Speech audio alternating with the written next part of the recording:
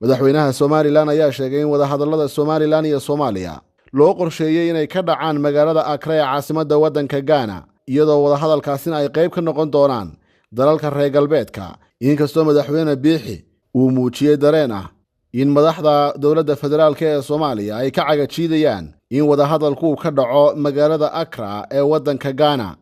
waxa soo dhex gashay meesha qolada la Switzerland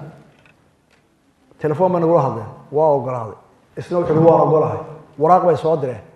waa 8 bilood ka hor mid waraqada noo saxay kalsoonida in arinta idin gogolo waa saxay waa diiday isuuran baa soo gashay safirku arrinta waa soo hadlay inta la guuri warqadu waa saxay afkii uu ka aqbalay waa saxay waay ilaa imkay taagantay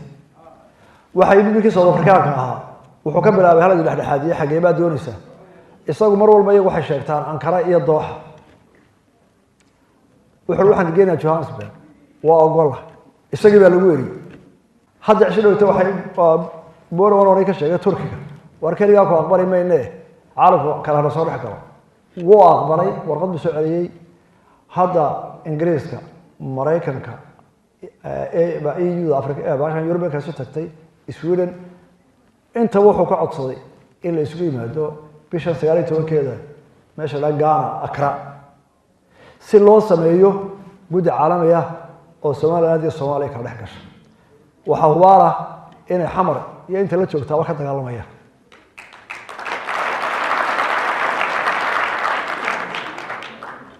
walaalayaal waxay bahayn haddii Soomaaliland nahay warwar aan garano oo inaan isku dhimano xabadii naga daa aan wada hadal waxba naga dhaxeeyay waxaanu haynaa